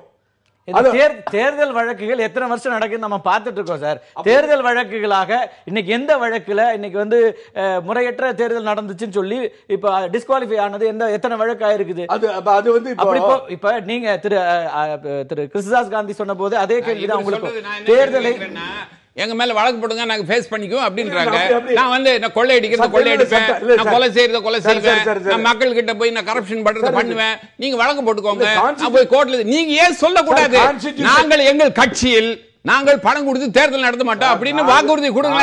தேர்தல்ல நீங்க மேனிஃபெஸ்டோ போடுறீங்கல்ல, நீங்க மேனிஃபெஸ்டோ போடுறீங்கல்ல, மேனிஃபெஸ்டோல நீங்க ஏன் சொல்லக்கூடாது? நீங்களே சொல்றீங்க ஏன் தேர்தலை நிறுத்துறீங்க அப்படின்னு சொல்லி கேக்குறீங்க. ஒரு தேர்தல் இடைத்தேர்தலை நடத்த முடியாமல் தேர்தல் ஆணையமாக இருக்கிறது அந்த தேர்தல் ஆணையம். நீங்க என்ன பண்றீங்க? நாங்க பண்ணல. நீங்க ஏன் பணம் கொடுக்கறீங்க? தேர்தல் ஆணையம் வீதிக்கு வீதி பொதுவுல போய் எப்படி நீங்க பொல்லாப்பு செய்வீங்க? This is the shame for the election commission of India. Because of parties. Because of Tamil Nadu parties. நீங்க தமிழ்நாட்டுல இருக்கிற பார்ட்டிஸ் நீங்க தேர்தல் காலத்தை நீங்க அத வந்து களவாணி களமாக மாற்றுகிறீர்கள் என்று சொல்லுகிறோம். ஊரே சொல்லுது. வெட்க கேடுது. இந்த வெட்க கேட்ட நீங்க ஏற்றுக்க மறுக்கிறீங்க. கான்ஸ்டிடியூஷன் என்ன சொல்லுதோ, சட்டம் என்ன சொல்லுதோ, சிஆர்பிசி என்ன சொல்லுதோ அததான் பண்ண முடியும். எஸ்டார்டனரி எதுவுமே பண்ண முடியாது. கான்ஸ்டிடியூஷன்லயும் சிஆர்பிசிலயும் ரூபா கொடுக்காதன்னு சொல்லுது. ஆமா, நான் யார் கொடுக்கறீங்க? யார் இப்ப நீங்க கொடுக்கறீங்கன்றது எவிடன்ஸ்ல வந்துருச்சு இல்ல? அததான் கார்த்திக் கேக்குறாரு, எங்க evidence? Where is the evidence? Show me the evidence. Election commission கொடுத்ததுக்கு அப்புறம் எவிடன்ஸ் இல்லன்னு சொன்னா என்ன அர்த்தம்? தேர்தல் ஆணையம் 5 கோடி ரூபாய் என்ன 5 கோடி ரூபாய் எங்கிட்ட இருந்து எடுக்கல சார். ஏங்க நான் சொல்றேங்க உங்களுக்கு, நான் உங்களுக்கு சொல்றேன். நீங்க எங்க எவிடன்ஸ் தேடிக்கிட்டே இருக்கீங்க. நாங்க ஐஏஎஸ் அதிகாரி இருக்கோம் இல்ல, எங்க செக்ரட்டரிஸ் தான், நாங்க தான் உங்க மந்திரிகள் எல்லாம் பணம் சம்பாதிக்கிறதுக்கு நாங்களே வேலை செய்திருக்கிறோம். இப்ப இன்னைக்கு அதுதான் கேக்குறேன். அதிகார வர்க்கம் இல்ல உங்களை போன்ற மக்கள் இன்னைக்கு வந்து வாக்காளர்களை இப்படி விலைக்கு வாங்குறாங்கன்னு சொல்லக்கூடியவர்கள் எல்லாம் இதுல என்ன நம்ம எடுக்கிறோம்? பேசுவதை தாண்டி வேற என்ன போகிறோம்? நிச்சயமா இந்த குரல் கொடுக்கிறதே முக்கியமா வரவேற்க வேண்டிய ஒரு விஷயமா இருக்கு. ஆனால் இதையெல்லாம் தொடங்கி வைப்பதாக பல நேரங்கள்ல அரசியல்வாதிகளுக்கு புதுசா வர்ற மந்திரிகளுக்கு சொல்லிக் கொடுக்கிற இடத்துல யார் இருக்காங்க அப்படிங்கறதுல இருந்து தொடங்குது. இது இருக்குது, அதான் அதிகாரிகள் இருக்காங்க சொல்றோம் இல்ல. அப்புறம் எங்க சிஸ்டமே டோட்டலா கரெக்ட் பண்ணிட்டு நம்ம வந்து இங்க மட்டும் வந்து அந்த கரெக்டா நடத்துறவங்க ஆட்சியாளர்களே. ஆட்சியாளர்கள் மீது நடவடிக்கை எடுக்கணும், அதுக்கு துணை புரிகிற அதிகாரிகள் மீது நடவடிக்கை எடுக்கணும். அதுக்கப்புறம் நீங்க ஒரு சீஃப் செக்ரட்டரியை நீங்க இது மாதிரி சொன்னீங்க, அப்புறம் திரும்ப எப்படி போஸ்ட்ல போட்டீங்க? ஒரு ஷார்ட்டா, அதாவது இந்த ரவுண்டை பொறுத்த வரைக்கும் எலக்ட்ரல் ரீஃபார்ம், எலெக்ஷன் ரீஃபார்ம் பத்தி தான் எல்லாருமே கருத்து சொல்லிட்டு இருக்காங்க. இதுல ஒரே ஒரு விஷயம்னா, ஒரு விஷயத்தை எல்லாருமே புரிஞ்சுக்கணும், irrespective of all political parties. Election கமிஷனுக்கு வந்து இருக்கக்கூடிய அந்த அதிகாரங்கள் வந்து அரசியல் சாசனத்தில் அளவுக்கு அதிகமாக கொடுக்கப்பட்டிருக்கிறது.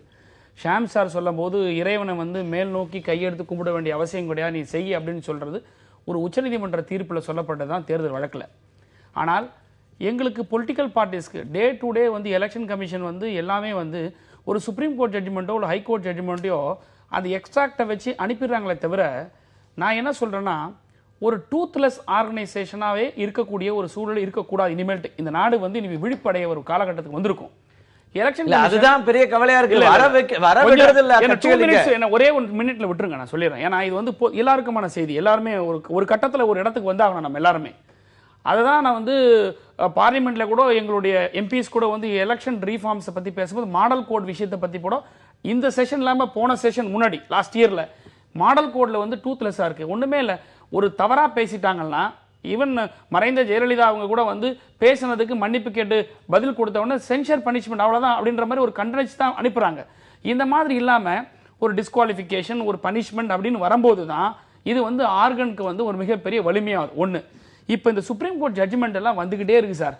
ஆனால் ஒரு பக்கமாவது அடிக்கிட்டு தான் இருக்கும். Commission should come to a conclusion. ஒரு reform, election representation of people ஆக்ட்லையும் சரி, இல்லாத இந்தியன் பீனல் கோட்ல எலெக்ஷன் அஃபென்சஸ்லையும் சரி, ஒரு ரீஃபார்ம் கொண்டு வந்து, ஒரு அமெண்ட்மெண்ட்ஸ் கொண்டு வந்து, பார்லிமெண்ட்ல கொண்டு வந்து இதை சட்டத்தை நிறைவேற்றி இந்த மாதிரியான விஷயங்கள்ல ஒரு சம்மரி ட்ரையல் நடத்துறதுக்கு எலெக்ஷன் பெட்டிஷன் ஒரு ப்ரொவிஷன் வந்து நீங்க கொடுக்குறீங்க. எலெக்ஷன் கோர்ட்னு ஒன்று கொடுங்க. வித்தின் 3 மந்த்துக்குள்ள இந்த கேஸை முடிக்கணும். நான் உங்களுக்கு 6 மாசம் பீரியட் கொடுக்குறீங்க. 6 மாசம் பீரியட் கொடுக்கும்போது 3 மாசம் ட்ரையல் நடத்தி ஆகணும். ஒரு ஒரு ஒரு வருமானத்துக்கு அதிகமான சொத்து வைக்கும்போது அல்லது ஒரு இம்பார்ட்டன்ஸான விஷயங்கள் வரும்போது ஒரு ஸ்பெஷல் கோர்ட் கான்ஸ்டியூட் பண்ற மாதிரி எலெக்ஷன் அஃபென்சஸ்க்கு ஒரு ப்ரொவிஷன் இருக்கும்போது எலெக்ஷன் கோர்ட்டை கொண்டு வரும். This should be brought by all the political parties in the parliament. இது எல்லாம் நடக்கணும். இதற்கு அடிப்படையாவே நம்ம சட்டத்தை மாத்தணும், ஆணையம் வந்து இப்படி போடணும், அதெல்லாம் செய்யணுங்கிறத விட அரசியல் கட்சிகள் முடிவெடுத்து நாங்க இதெல்லாம் செய்ய மாட்டோம். அரசியல் கட்சி சொல்லுது, அரசியல் கட்சி சொல்லுது, அரசியல் கட்சி சொல்லுது, திமுக அரசியல் கட்சி மேடையில சொல்லுது, பார்லிமெண்ட்ல பேசிருக்கு, மாடல் கோடு நடைமுறையிலையும் இத நான் சொல்றதுக்கு காரணம் என்ன, you can take a record. Model code பத்தி TK Elangovan when he was a Lok Sabha எம்பியா இருக்கும்போது நாடாளுமன்றத்தில் பேசியது திரு பரந்தாமன் சட்டமன்ற தேர்தலில் நடத்திய போது நிறுத்த போது சரியாக இருந்திருக்கலாம். ஆனால் ஒட்டுமொத்தமாக கட்சிகள் என்னவாக இருக்கிறது அதுதான் பிரச்சனை. It is a open invitation to all the political parties. DMK is open inviting. நம்ம பேசலாம், தொடர்ந்து பேசலாம். ஒரு சின்ன பிரேக் எடுத்துறோம். ஒரே ஒரு நிமிஷம் முடிச்சறேன். ரெண்டு விஷயம். இந்த மாதிரி தகுதி நீக்கம் கையும் களவுமாக பிடிக்கப்பட்டிருக்கக்கூடிய வேட்பாளர்களை தகுதி நீக்கம் செய்வதற்கு தேர்தல் ஆணையத்துக்கு அதிகாரம் வழங்க வேண்டும். ஒண்ணு.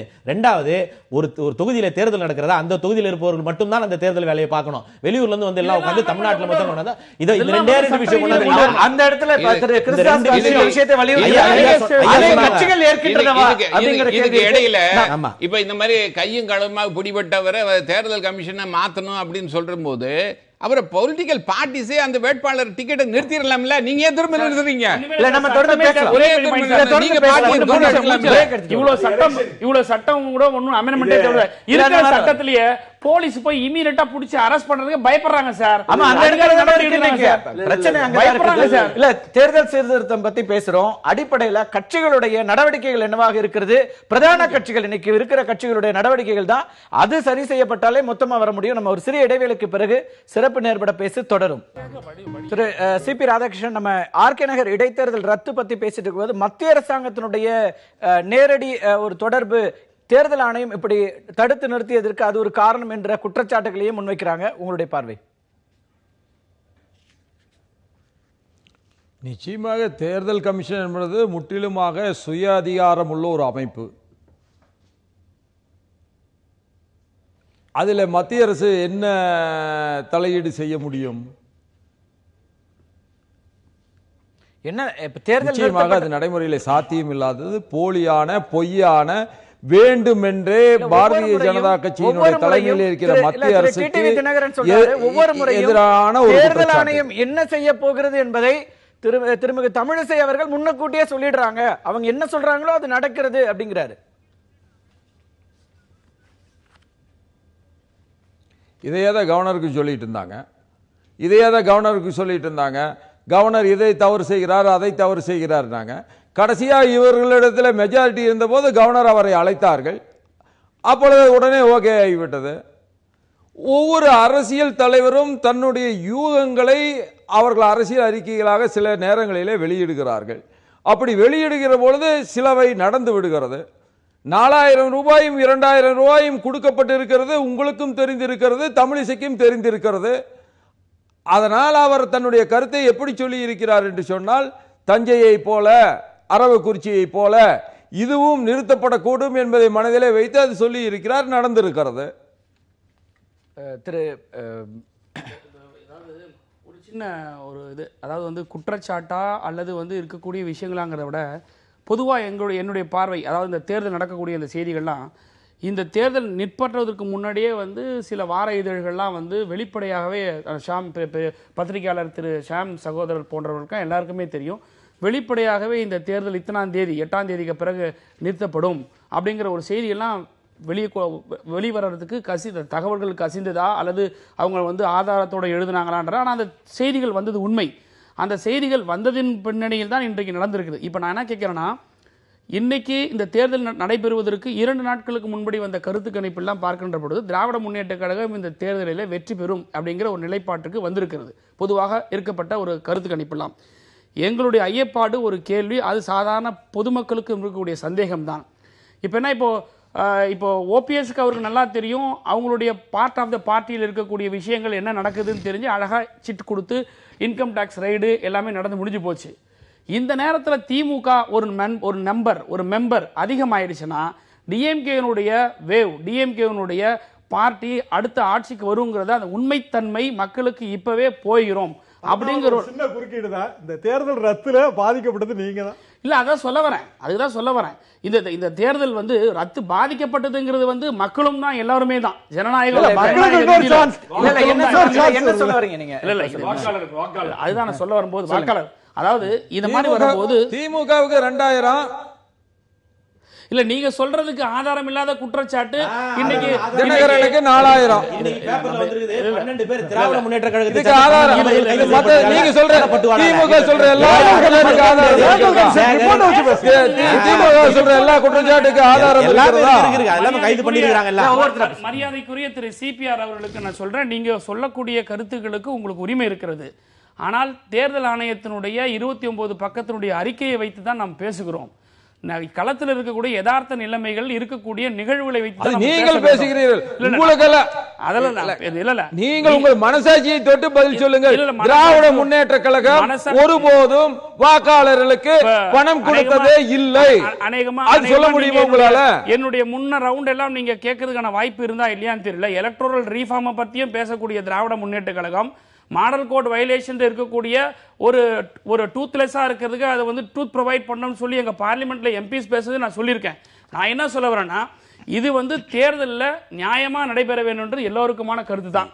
திமுக ஜெயிச்சிடக்கூடாது அப்படிங்கிற ஒரு சதி வேலை பின்னப்பட்டு தமிழ்நாட்டுக்குள்ள இன்வேஷன் வரக்கூடிய ஒரு பார்ட்டியை வச்சுக்கிட்டு தேர்தல் ஆணையம் திமுக வெற்றி பெறக்கூடாதுன்னு நினைக்க தேர்தல் ஆணையத்தை சொல்லல. நான் என்ன சொல்றேன்னா, இந்த நிகழ்வுகள் எல்லாம் ஏற்கனவே நடந்து போச்சு. பத்திரிகையில் வரக்கூடிய செய்திகளை உறுதிப்படுத்தக்கூடிய எங்க தலைவர் ஏற்கனவே சொன்னார், ஆரம்பத்திலிருந்து நடவடிக்கை எடுங்க. இப்ப இந்த சதி யார் செஞ்சாங்கன்றீங்க, இந்த சதிக்கு பின்னாடி யார் இருக்காங்க? அது சதி செய்தவர்களுக்கும் தெரியும், அல்லது வந்து பார்க்கக்கூடிய குற்றச்சாட்டை முன்வைக்கிறீங்க, ஆனா யாருன்னு சொல்ல மாட்டோம்னா எப்படி? அது ஒரு செகண்ட் சார். இப்போ எங்களுடைய தலைவர் சொன்னது போல ஓபிஎஸ் அவர்கள் வந்து இவருக்கு எந்த பார்ட்டியில் இருக்கக்கூடியவர், இவருக்கு எல்லாமே தெரிஞ்சின்ற காரணத்தினால தான் இன்னைக்கு இந்த அளவுக்கு ஒரு சிட் கொடுத்து அழகா ரைட் பண்ணி இன்னைக்கு இப்போ ஒரு நம்பர் திமுக ஏறி போச்சுன்னு வச்சுக்க சார், இவங்க என்னைக்குமே 2 பேரும் ஒன்னா போவாங்க சார்.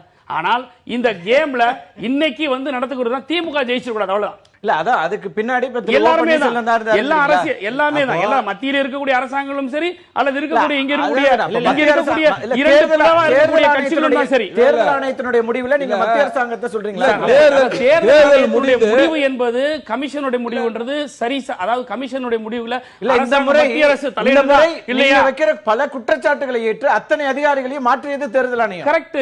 மாற்றது மட்டுமே ஒரு மாற்றம் அமைஞ்சிராது. நான் என்ன சொல்ல, ஒரு இடைத்தேர்தலை வந்து நாம வந்து இந்த மாதிரி நிப்பாட்ட எத்தனை தேர்தல் நம்ம நிப்பாட்டிட்டு இருக்க முடியும்? நிப்பாட்டுறது ஒரு தீர்வுங்கிறது. நம்ம ஏரியா ரவுண்ட்ல ரீஃபார்ம் பத்தி பேசணும் சார். ரீஃபார்ம் நீங்க சதின்னு சொன்னதுனால அவ்வளவு பெரிய குற்றச்சாட்டை முன்வைக்கும் போது அது யாரு என்னங்கிற தெளிவா நீங்க மத்திய அரசாங்கம் அப்படின்னா மத்திய அரசாங்கத்திற்கு உங்க மேல என்ன இருக்க போது? திமுக வெற்றி பெறுவதில் அவங்களுக்கு என்ன பிரச்சனை இருக்கு? இல்ல, அவங்களுக்கு வந்து ஏடிஎம்கே வச்சு கேம் ஆடிட்டு இருக்காங்க சார். தமிழ்நாட்டுக்குள்ள பிஜேபி ஷுட் இன்வேடட் இதுக்கு வந்து ஒரு கேம் விளையாடிட்டு இருக்காங்க. அந்த கேம்ல திமுக இப்ப ஜெயிச்சு வந்துருச்சுனா அதை திமுக பார்வையாளராக இருந்து பார்க்கிறதா இல்ல என்ன செய்யுது? திமுக பார்வையாளரா இருந்து பார்க்க எப்படி நீங்க கேக்குறீங்க புரியல. பொலிட்டிக்கல் பார்ட்டிஸ் வந்து பார்வையாளர் எப்படி பார்ப்பாங்க?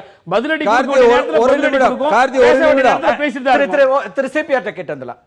திரு சிபி ராதாகிருஷ்ணன் குறுக்கிட விரும்புனீங்க. ஆமா, அதாவது பாரதிய ஜனதா கட்சி தமிழகத்திலே மிக வேகமாக வளர்ந்து கொண்டு வருகிற இயக்கம், அதுல மாற்று கருத்துக்கு இடமில்லை. அதிமுகவை பழி வாங்கியோ அல்லது அதிமுகவை பகடைக்காயாக பயன்படுத்தியோ வளர வேண்டும் என்கின்ற அவசியம் எங்களுக்கு இல்லை. நாங்கள் வளருவோம், நாங்கள் திராவிட இயக்கங்களுக்கு மாற்றாக மாறுவோம் என்பதில் எங்களுக்கு மாற்று கருத்து கிடையாது. நிச்சயமாக நாங்கள் அதற்கு வருவோம். இவர் தேர்தல் சீர்திருத்தங்களை பற்றி சொன்னார்கள். நாட்டிலே நிச்சயமாக நிதி சீர்திருத்தங்கள் வேண்டும், அதே போல ஜுடிஷியல் நீதி சீர்திருத்தங்கள் வேண்டும், தேர்தல் சீர்திருத்தங்களும் வேண்டும். தேர்தல் கமிஷன் தமிழகத்திலே இருந்து இதை தொடங்க வேண்டும். தமிழகத்திலே மட்டும்தான் பணத்தை எப்படி எல்லாம் பயன்படுத்தி பாரதிய ஜனதா கட்சியோட வளர்ச்சி பெரிதா இருக்கு அப்படின்னா நீங்க தேர்தலை சந்திச்சிருக்கிறால அந்த ரத்து செய்யப்பட்டதை ஏன் வரவேற்கிறீங்க? உங்களை தேர்தலை சந்தித்து உங்களுடைய வாக்கு வங்கியை நிரூபிச்சு நாங்க வெற்றி பெற்றுக் கொண்டிருக்கிறோம் அப்படின்னு சொல்லியிருக்கலாமே. கேண்டிடேட் கார்த்திகை செல்வன் நாங்கள் தேர்தலை சந்திக்காமல் ஏதோ ஓடி ஒளிந்து கொண்டதை போல இல்ல, சொல்கிறீர்கள். அது அந்த ரத்து தேர்தலை செய்யப்பட்டதை நாங்கள் வரவேற்கிற சந்தித்தோம். கட்சியாக கடைசி பாரதிய ஜனதா நிமிடம் வரை கட்சி எங்களுடைய இருக்கிறது. வேட்பாளர் இல்ல, எங்களுக்கு இருக்கிற செல்வாக்கை நிரூபிக்க வேண்டிய ஒரு தேர்தலை நடந்து இப்படி ரத்து முடிந்து செய்யறாங்க அநியாயம். அப்படின்ற ஒரு ஆற்றாமை தானே உங்களுக்கு வரணும். அது வரலையே. ஒரு பெரிய இன்னும் கவர்னர் பெர்மனண்டா போடாம இருக்காங்க. இல்ல, ஒரு பெரிய எதுக்கு? ஸ்டேட் தமிழ்நாடு. எதுக்கு? ஒரே ஒரு நிமிடம். பெரிய ஸ்டேட் ஒரே தமிழ்நாடு. நிமிடம். ஒரே நிமிடம். ஒரே நிமிடம். ஸ்டெபிலிட்டி இல்லாம இருக்கு. கவர்மெண்ட் ஒரே நிமிடம். ஸ்டேட்ல நான் கேட்கிறேன். ஐயா ஒரே ஒரு செகண்ட் ஐயா. ஐயா ஒரே ஒரு கவர்னர் செகண்ட் போறாரா? ஐயா. ஒரு தமிழ்நாட்டுல வந்து மிகப்பெரிய ஒரு மாநிலம். ஏன் இன்ன வரைக்கும் கவர்னர் வந்து ஒரு தமிழ்நாட்டுக்குன்னு போட வேண்டிய கவர்னர் போடாம இருக்க வேண்டிய அவசியம் என்ன? பக்கத்து கவர்னரை வந்து ஒரு இன்சார்ஜா பாக்குறது வந்து கரெக்ட். எவ்வளவு காலத்துக்கு? எவ்வளவு காலத்துக்கு? அதோட சரி என்ன? அதோட பின்னணி என்ன? அதோட பின்னணி என்ன?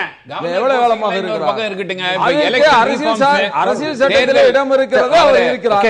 திரு ஏதாவது ராதாகிருஷ்ணன் அரசியலுக்கு நான் திரு ராதாகிருஷ்ணன் கிட்ட நான் கேட்க விரும்புவது, அவர் தான் சொல்றாரு நாங்க பலமான கட்சி, நாங்க வளர்ந்துட்டு இருக்கோம், தமிழ்நாட்டிலேயே வளர்ந்துட்டு இருக்கோம், ரொம்ப சந்தோஷம். இப்போ தேர்தல் ரீஃபார்ம்ஸ் நீங்க இனிஷியேட் பண்ணலாம் இல்ல? இந்த மாதிரி எலெக்ஷன்ல இந்த மாதிரி வீடு வீடா போய் இறந்து ஓட்டு வாங்க கூடாதுன்னு சொல்லலாம். அதுக்கு மேலாக நீங்க தான் கருப்பணத்தை ஒழிக்கணும்னு நீங்க தான் சொன்னீங்க. ஆனாலும் அப்புறம் தேர்தல் கட்சிகளினுடைய கணக்குக்கு மட்டும் ஆடிட்டு வேண்டாம், அது வேண்டாம், இது வேண்டாம் நீங்க தான் போடுறீங்க.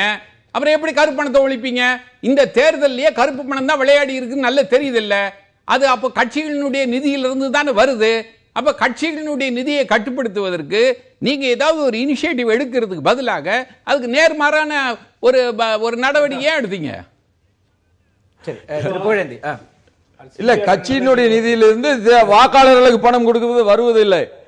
அது எங்கே இருந்து வருகிறது என்று சொன்னால், தனி நபர்கள் தங்களுடைய அதிகாரத்தை துஷ்பிரயோகம் செய்து அதன் மூலமாக ஈட்டுகிற பணத்திலே இருந்துதான் வாக்காளர்களுக்கு கொடுக்கப்படுகின்ற பணம் வருகிறது. இது கட்சி நிதியிலிருந்து ஒருபோதும் வருவதில்லை. எல்லாம் நம்புவதற்கு நாங்க ஆயத்தமாக இல்லை. இதை நீங்க தயவு செய்து புரிஞ்சுக்கோங்க. இதெல்லாம் நீங்க தனி மனிதர், நாங்க வந்து கட்சிகளுக்கு பணம் கொடுத்து அவங்கள எல்லாருக்கும் கட்சிகள் பணத்தை சேர்க்கின்றன என்பது எல்லாருக்கும் தெரியுது.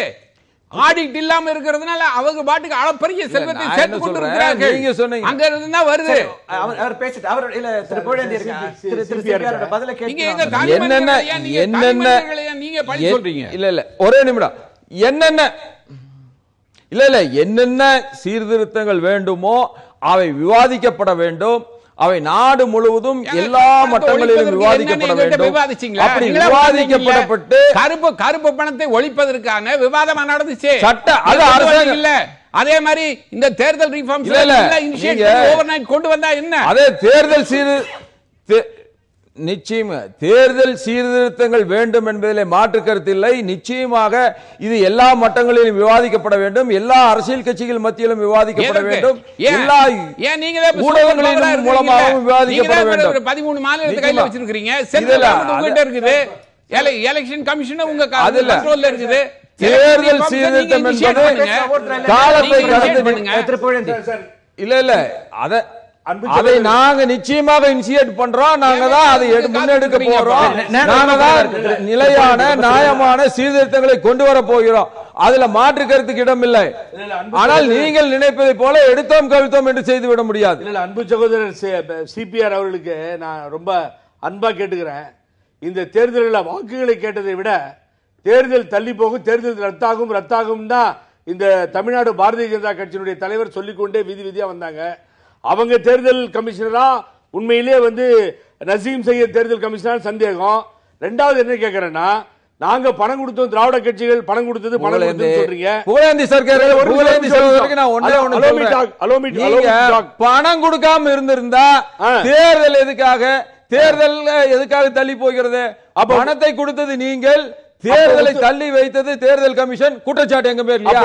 நான் இப்ப சொல்றேன், பணம் கொடுத்தது நீங்கள், தேர்தலை தள்ளி வைத்தது தேர்தல் கமிஷன்.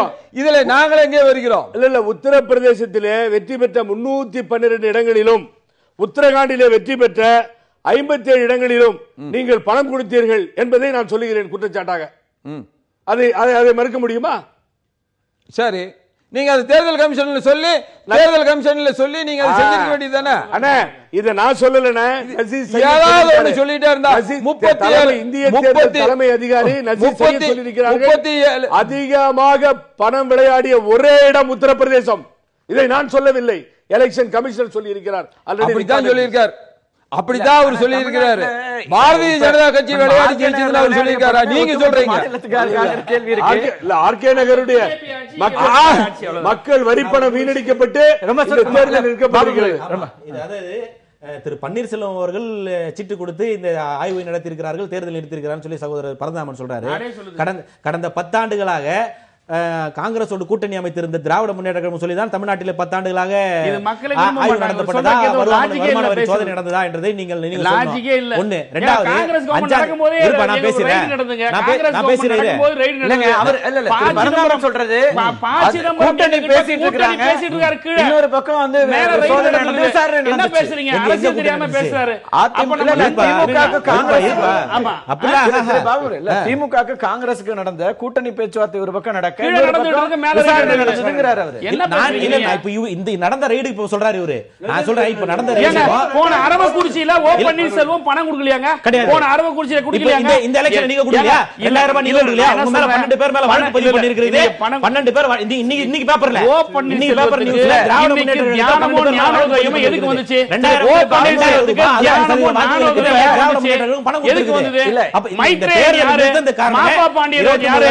எல்லாம் பிஜேபி லாபி. திராவிட முன்னேற்ற கழகம் அதிமுக அம்மா பிஜேபி லாபி. பிஜேபி லாபி எல்லாம் நடக்குதுங்க. இல்ல இந்த இடத்துல அதிமுக அம்மா அணி என்ன குற்றச்சாட்டு வைக்குதோ அதே குற்றச்சாட்டு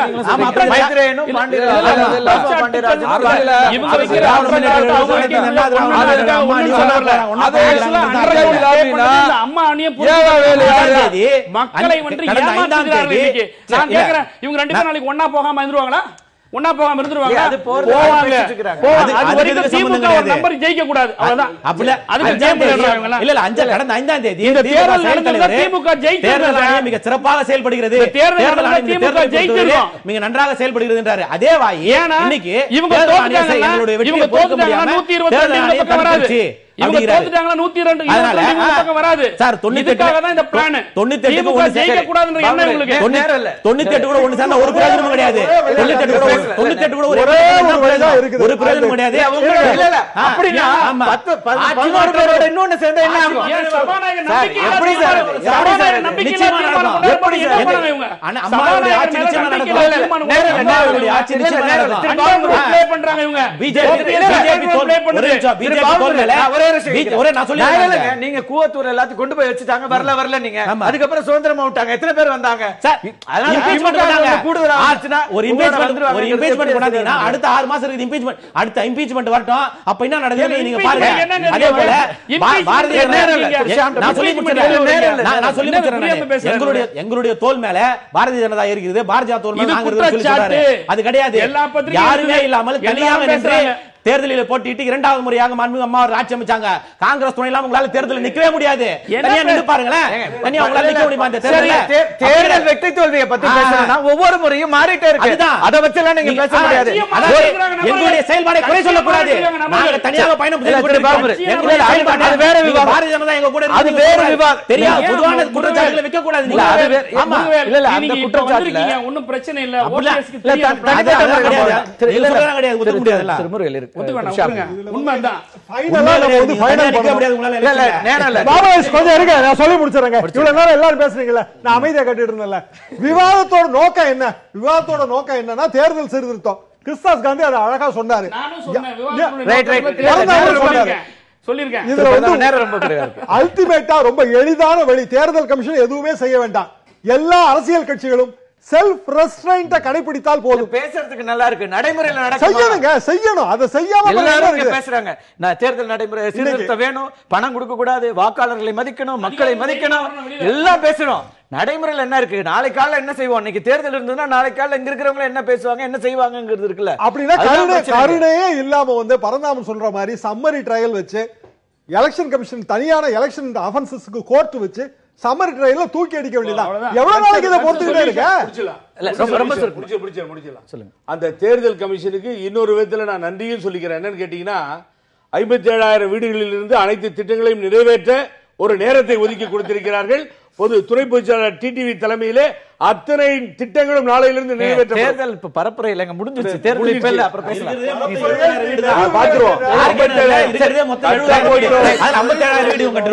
ரொம்ப சுருக்கமா சுருக்கமா இதுல அந்தந்த கேண்டிடேட்ஸும் அந்த செல்ஃப் சான் ஸ்டேட்மெண்ட்னு அதை ஒண்ணு கொடுத்துட வேண்டியது. நான் காசு கொடுத்தா நான் வந்து வேட்பாளர் என்னுடைய வேட்புமனு நிராகரிக்கப்படலாம்னு ஒன்று எழுதி கொடுத்துட்டா அதுக்கப்புறம் கோர்ட்டுக்கு போக வேண்டியது இல்லை.